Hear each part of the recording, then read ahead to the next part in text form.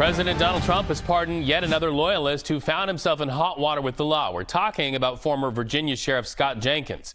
He was convicted on fraud and bribery charges in March, sentenced to 10 years in prison. Well, a jury found him guilty of deputizing businessmen in exchange for cash in his county, but instead, President Trump's pardon power makes Jenkins a free man. In fact, in a Truth Social post, Trump called Jenkins a victim of the Biden administration, claiming he was persecuted by the left. He went on to say the former sheriff does not deserve to serve a single day in jail. And let's keep this in mind. Jenkins is the latest pardon that Trump has given to loyal supporters. In April, Mr. Trump pardoned embattled Nevada Republican Michelle Fiore, who was awaiting sentencing on federal charges that she used money meant for a statue honoring a slain police officer instead for personal items, including plastic surgery. So let's bring in Glenn Thrush. He's the Washington correspondent for the New York Times covering the Justice Department.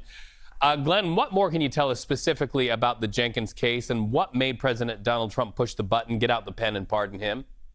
Well, let me give you a little breaking news here. My colleague, Ken Vogel, just reported on a third pardon, a former health executive named Paul Walsack, who was just pardoned for a series of tax crimes after his mother lobbied for his pardon and raised millions of dollars for Trump's campaign.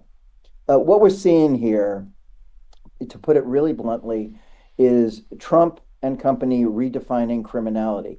These are not people who are sort of marginal. We're not talking about, for instance, J6 rioters who sort of lingered outside the building, as some in Trump's camp have argued. We're talking about people who committed gross crimes.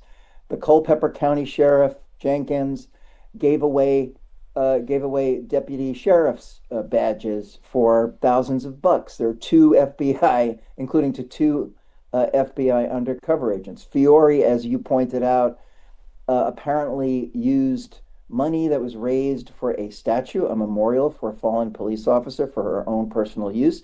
And this guy Walsack, who my colleague Ken Vogel just wrote about, used tax proceeds, stuff that was supposed to go to the government, to fund this extravagant lifestyle. So be very clear here. The President of the United States, who ran on a law and order platform, is essentially saying these are people who committed crimes, but they didn't commit crimes because they were loyal to me in one way or another. Well, and you mentioned Michelle Fiore as one of those that the president has pardoned, those supporters. Michelle Fiore, if our national audience is not familiar with her, she made national headlines before this latest bump with the law by having a Christmas card where she appeared with an arsenal of weapons, children also in that Christmas card. I covered her for many years in Nevada. Also know that she was very much an advocate for seeing January 6 rioters pardoned as well. And in many cases, those also happen. What does this say at large to the citizenry about how President Trump sees the justice system? Well, it says that certain crimes are apparently okay. And again, like this, I'm not editorializing here. These people committed crimes. They were first, they were indicted by federal grand juries in some instances in which evidence was presented, and they were convicted by a jury of their peers.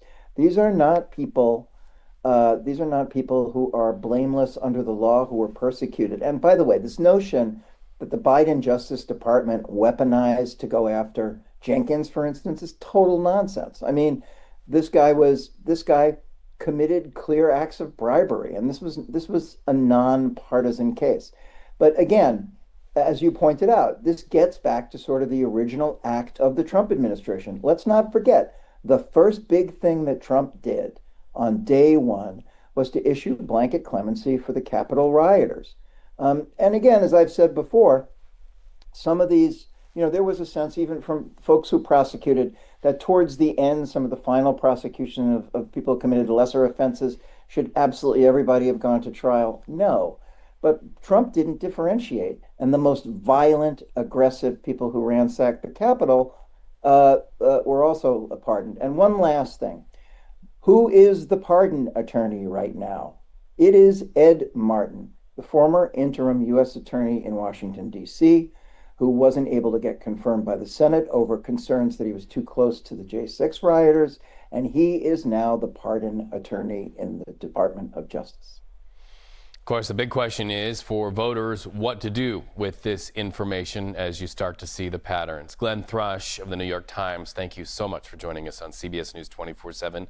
We hope to have you back.